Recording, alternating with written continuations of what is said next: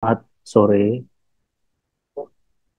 selamat berjumpa lagi. Terima kasih Muse Duida dan jemaat sekalian yang berkenan untuk berjumpa lagi dengan saya di ruang Zoom ini, di mana kita bisa berdoa dan merenung bersama. Eh, Ibu Bapak sekalian, mohon izin saya mengajak kita untuk merenungkan sebuah tema yang terkait dengan teologi doa, berbicara dengan hati. Ibu Bapak sekalian, saya percaya bahwa kita semua tahu tentang doa dan kita semua adalah orang-orang yang berdoa, saya yakin. Jika tidak demikian, tentu kita tidak hadir dalam acara persekutuan doa pada Jumat malam ini. Kita tahu bahwa doa bukanlah sekedar ritual keagamaan atau sarana untuk menyampaikan permintaan kita kepada Tuhan, tetapi doa adalah sebuah disiplin rohani yang membawa kita lebih dekat kepada hati Bapa surgawi. Bukan sekedar ritual keagamaan atau sarana untuk menyampaikan permohonan kita kepada Allah, karena kita tahu bahwa di luar tradisi Kristiani, umat beragama lain juga melakukan hal yang sama. Mereka berdoa, mereka juga melakukan puja bakti, mereka memiliki ritual di dalam tradisi mereka masing-masing. Lantas apa yang menjadikan doa umat Kristiani menjadi khas atau unik? Doa di dalam pengertian setidaknya yang saya pahami adalah sebuah disiplin rohani yang akan membawa kita lebih dekat kepada hati Bapa surgawi. Tentu di dalam iman Kristen kita sudah sering ya melakukan apa yang disebut sebagai praktik berdoa. Tapi kalau kita mau menengok keluar sebentar, orang-orang yang tidak beriman sama seperti kita juga melakukan hal yang serupa, bahkan lebih sungguh-sungguh, lebih serius. Maka dari itu, secara kacamata sosial, kita perlu mengapresiasi rekan-rekan, sahabat-sahabat yang beragama lain, yang berdoa menurut kepercayaan mereka. Karena kita bisa menilai bahwa kita memiliki kemiripan atau kesamaan akan kerinduan untuk memohon kepada Sang lain, kepada Sang Maha Kuasa. Lantas pertanyaannya sekali lagi, apa yang menjadikan doa seorang Kristen itu menjadi unik, menjadi khas? Izinkan saya menawarkan atau setidaknya mengingatkan lagi kepada kita semua mengenai hakikat doa yang dipahami dalam lensa Kristiani. Ada dua. Pertama, hakikat doa adalah persekutuan dengan Allah. Doa adalah jalur komunikasi langsung antara kita dengan Yang Maha Kuasa, Tuhan yang kita kenal dalam Kristus Yesus. Ini adalah hak istimewa yang memungkinkan kita untuk berhubung dengan pencipta alam semesta.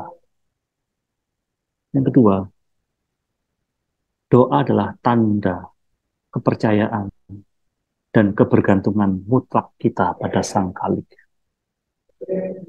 Doa adalah ungkapan kepercayaan dan kebergantungan kita kepada Tuhan. Doa adalah pengakuan bahwa kita tidak dapat menghadapi tantangan hidup sendirian. Sehingga dua hal ini bisa menjadi satu pengingat buat kita kenapa kita berdoa. Karena doa adalah sarana komunikasi kita dengan Tuhan dan ungkapan kepercayaan kita kepada Dia yang menunjukkan bahwa kita itu tidak dapat menghadapi tantangan hidup sendiri. Oleh sebab itu, doa bukan sekedar meminta atau memohon kepada Tuhan, sekalipun dalam nats Alkitab banyak terdapat doa merupakan suatu cara kita memohon. Ya, tentu. Namun lebih daripada itu, doa yang kita lakukan kepada Tuhan dengan ucapan atau kosakata meminta, memohon, bisa saja kita lakukan tanpa kepercayaan, tetapi hanya lip service, hanya sekedar ritual. Sementara hakikat doa adalah satu ungkapan bahwa kita percaya dan kita mengaku bahwa tanpa kita berdoa ini, kita tidak dapat melakukan apa-apa. Kita tidak dapat menghadapi tantangan hidup ini sendirian. Tepat seperti apa yang guru agung kita pernah katakan, bahwa di luar aku, kamu tidak dapat berbuat apa-apa. Yohanes 15. Satu ayat yang menjadi dasar dari perenungan kita pada malam hari ini diambil dari 1 Tesalonika 5 ayat 17. Di dalam rangkaian ayat ini ada satu ayat yang singkat ya. Paulus mengatakan kepada umat di Tesalonika, tetaplah berdoa. Tetaplah berdoa. Tetaplah berdoa. Ayat ini indah, terutama bagi kita yang memiliki kecenderungan untuk melupakan jam doa. Kita perlu fair dan terbuka bahwa sebagai umat Kristiani, bahkan yang sudah aktif terlibat dalam pelayanan, kita masih memiliki kecenderungan untuk enggan atau malas berdoa. Itu bisa terjadi karena natur kita adalah natur yang menjauhi Tuhan ketimbang mau mendekati Tuhan. Sehingga ketika sudah terlibat dalam pelayanan pun, berdoa menjadi sesuatu yang terkadang enggan kita lakukan. Kita nggak mau berdoa, kecuali dilihat oleh orang atau terpaksa karena kita bertugas dalam suatu jadwal pelayanan, di mana kalau kita tidak datang ke tempat pelayanan itu, atau mungkin kita tidak terlibat di dalam aktivitas persekutuan, entah itu persekutuan doa, persekutuan wanita, remaja, pemuda. Ya, kalau kita tidak ada orang di sekitar, maka berdoa bisa jadi sesuatu yang bukan prioritas buat kita. Namun karena banyak orang di sekitar kita yang memungkinkan kita, atau dalam tanda kutip, memaksa kita untuk berdoa, ya akhirnya kita berdoa. Maka ritual dalam hal ini berdoa, yang dilihat orang itu lebih mudah. Sebagai mahasiswa, mahasiswi Kristiani, terlibat dalam organisasi Kristen di kampus masing-masing, itu lebih mudah untuk berdoa, untuk melayani bersama, karena ada yang melihat. Tapi dalam kehidupan sehari-hari, bisa jadi praktek ini sangat sulit dilakukan.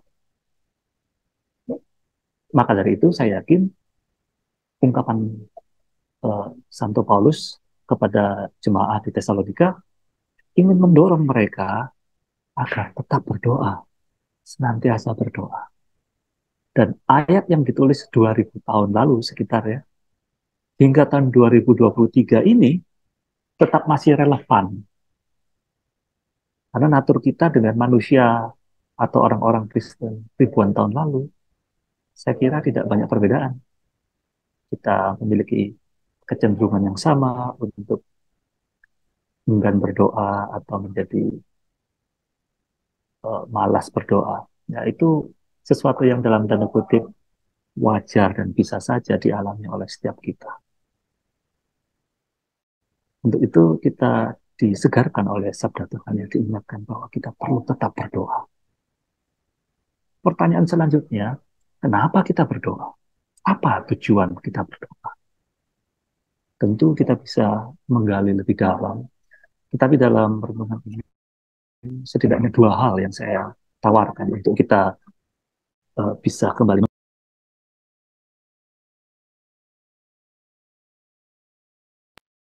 Di dalam kita melakukan laku doa, kita diajak untuk mengingat kembali apa tujuan kita berdoa. Yang pertama, kita berdoa untuk menyelaraskan diri dengan kehendak Allah. Yang kedua, doa adalah untuk mengubah hati kita, mentransformasi, menyelaraskan diri dengan kehendak Allah. Saya kira ini sesuatu yang perlu selalu kita ingat. Kenapa? Karena keinginan kita punya kecenderungan untuk tidak selaras dengan hati Dia, dengan hati Bapa, dengan kehendak Tuhan. Melalui doa, hati kita diselaraskan dan keinginan kita dipadukan dengan kehendak Allah. Guru Agung kita, Yesus Kristus, mengajarkan kita untuk berdoa, datanglah kerajaan-Mu, jadilah kehendak-Mu. Atau dengan kata lain, memerintahlah Engkau, Tuhan Raja kami, dan biarlah kehendak-Mu jadi di dunia ini. Biarlah kehendak-Mu berada di atas kehendakku. Biarlah kepentingan-Mu berada di atas kepentinganku. Nah, ini menjadi sesuatu yang bisa terasa sulit kalau kita diajarkan bahwa semua yang kita doakan pasti akan menjadi kenyataan. Kita boleh beriman seperti itu, namun yang menjadi titik awas adalah doa bukan cuma sekedar meminta agar Tuhan mengabulkan doa kita, tetapi doa adalah momen di mana kita berusaha untuk menyelaraskan kehendak Tuhan menjadi kehendak kita. Bukan sekedar kehendak kita yang akan dijadikan kenyataan oleh Tuhan, melainkan kita berusaha mencari apa kehendak Tuhan, supaya kehendak kita bisa selaras dengan kehendak. Nah, tentu ini terasa sangat membingungkan karena kita tidak tahu bagaimanakah cara Tuhan berbicara dengan kita. Kita tidak pernah mungkin mendengarkan Tuhan berbicara secara audible.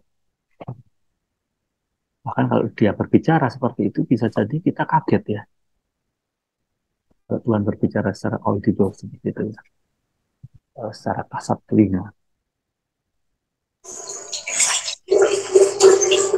Meskipun ada orang-orang tertentu yang mendapatkan karunia, bisa mendengarkan tuntunan Tuhan secara clear, namun secara umum,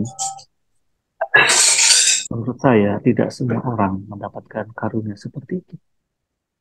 Nah, lantas bagaimana kita bisa menyelaraskan kehendak Tuhan,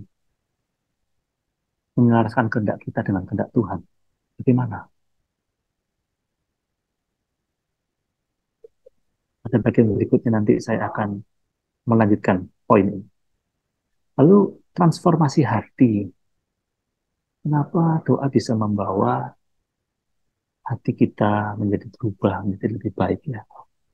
Saya yakin ketika membawa pergumulan, kekhawatiran dan sukacita kita kepada Tuhan, Dia bekerja di dalam diri kita, membentuk karakter kita, memperdalam iman kita, dan membuat kita menjadi serupa dengannya. Saya akan mencoba mengelaborasi ini di dalam poin berikutnya mengenai kuasa doa. Jadi kalau tadi dikatakan doa merupakan satu usaha atau proses menyelaraskan diri dengan kehendak Allah, bahkan doa menjadi satu sarana untuk transformasi hati kita. Saya kira itu adalah kuasa doa yang sesungguhnya. Doa bukan sekedar membuat apa yang kita minta menjadi kenyataan, tetapi kuasa doa menurut saya adalah yang menjadi sarana bagi kita untuk melatih ketekunan dan iman kita kepada Tuhan. Yesus mengajarkan kepada kita pentingnya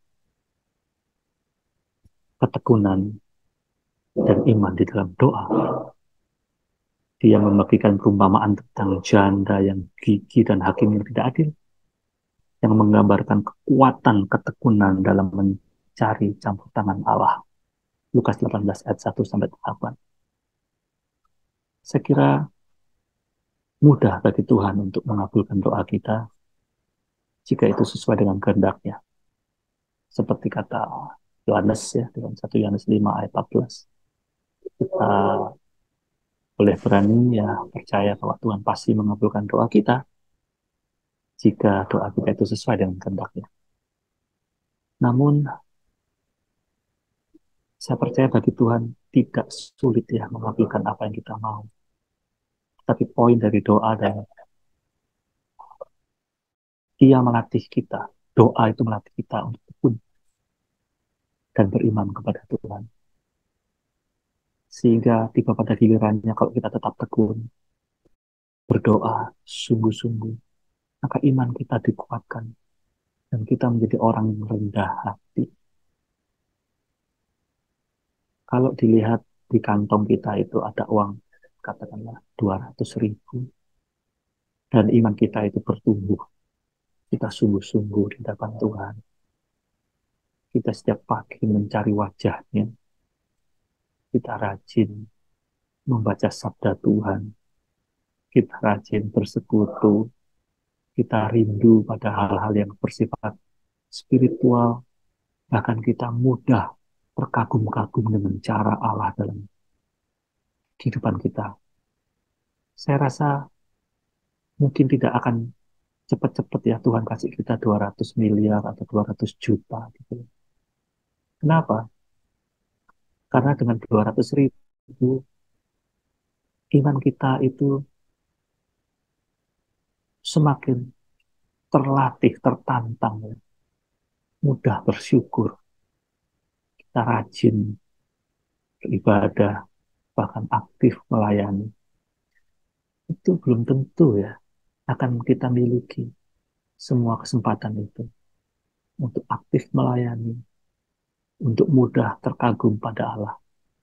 Kalau kita itu punya 200 miliar, sekali lagi mungkin, mungkin.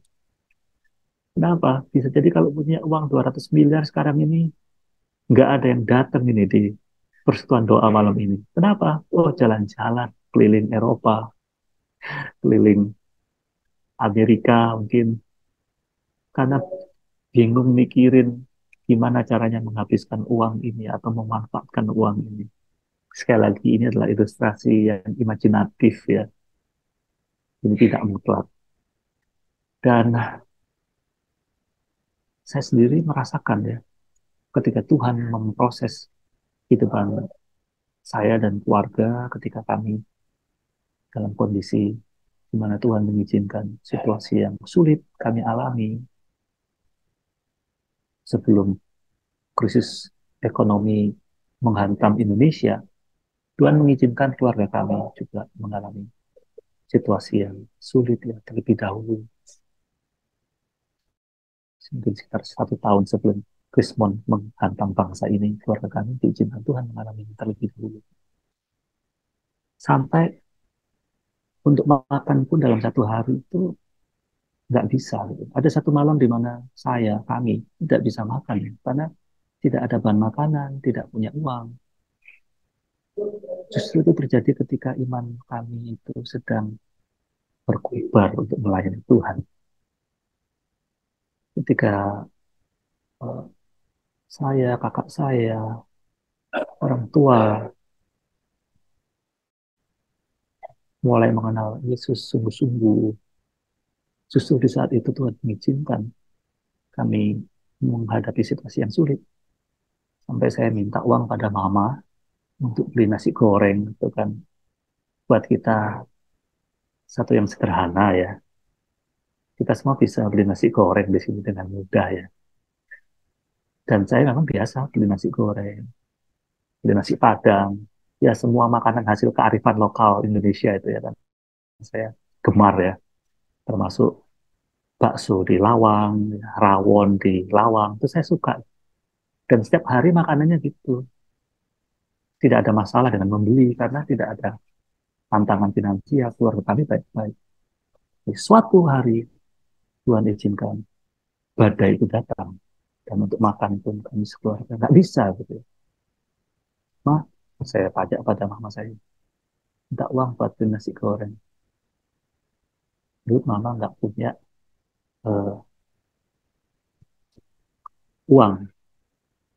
Jadi nggak ada uh, klien, nggak ada customer, sehingga hari itu uang tidak ada. Pemasukan tidak ada. Minta 5.000 mah, nggak ada. 4.000 nggak ada. 3.000 nggak ada. Kan saya lapar ya. Terus gimana mah? Kalau 500 deh ada nggak? Oh, kalau 500 ada. 500 rupiah ya, tahun itu ya. Masih bisa buat beli keripik singkong. Dan saya dikasih uang mama saya 500 rupiah dan bisa beli keripik singkong satu kresek kecil gitu ya. Dan itu sudah cukup untuk mengenyangkan saya. Di saat situasi yang sulit seperti itu, iman kami itu bertumbuh. Dan saya bersyukur Tuhan tidak cepat-cepat gitu untuk memberikan dari 500 rupiah itu langsung menjadi 500 juta. Katakan. Karena saya yakin tentu situasi yang sulit pun Tuhan bekerja di dalam. Tuhan tidak suka melihat kita kekurangan. Tentu Tuhan bukan pribadi yang sadomasosis ya. Suka penderitaan, suka menyiksa umatnya. Tentu tidak. Tetapi di dalam realitas kehidupan, seringkali kita diizinkan mengalaminya.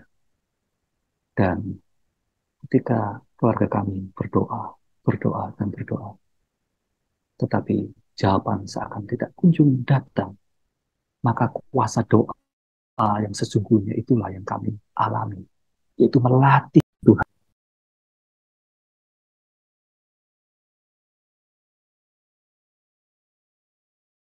Dalam keheningan, kita dapat belajar berbicara dari hati kepada Tuhan, mendengarkan bisikan Tuhan yang lembut, dan mengalami kehadirannya. Keheningan memungkinkan kita untuk beristirahat dalam kasih-Nya. Ibu Bapak sekalian, kita semua sudah biasa berdoa. Saya hanya mengingatkan bahwa hal yang penting sekali untuk kita latih terus-menerus, bahkan kita kembali kepada satu proses doa yang disebut sebagai hening. Kita hidup dalam dunia yang hiruk pikuk. Kita hidup dalam dunia yang sibuk. Apalagi dengan berkembangnya teknologi informasi, teknologi komunikasi, kita kehilangan keheningan. Doa yang baik, saya kira, adalah doa yang mau mengajak kita untuk hening. Dalam Markus pasal pertama dikatakan bahwa Yesus itu pagi-pagi benar ya, ketika hari masih gelap, dia berdoa, menunjukkan satu keadaan yang tenang, hening. Saya kira teologi doa juga mencakup hal demikian. Kita diajak untuk hening, diam. Kita sebagai orang Kristiani seringkali bicara, ya. Tanpa sadar kita menjadi mesin kata-kata. Bukan hanya yang wanita, tapi juga kaum pria. Kita cenderung untuk bicara. Dan memang itu kebutuhan yang wajar saja, berbicara sebagai makhluk sosial. Tetapi pada saat yang sama kita juga diundang untuk mengingat bahwa batin kita, hati kita butuh keheningan. Lantas bagaimana? Kepada teman-teman remaja di gereja yang saya layani, saya mengajak mereka untuk diam minimal 10 menit. Diam. Jangan buru-buru minta A, B, C, D, E kepada Tuhan kita. Karena toh sebelum kita bicara, sebelum kita minta, Tuhan tahu apa yang ada dalam hati kita. Bahkan keluhan-keluhan yang tidak terucapkan pun Roh Kudus tahu. Dia pencipta kita. Tapi lebih dari itu, justru kita yang perlu mendisiplin diri untuk diam. Setelah sepanjang hari kita berbicara, kita perlu diam, mengambil nafas, mengeluarkan, mengambil nafas, mengeluarkannya. 10 menit saya kira cukup.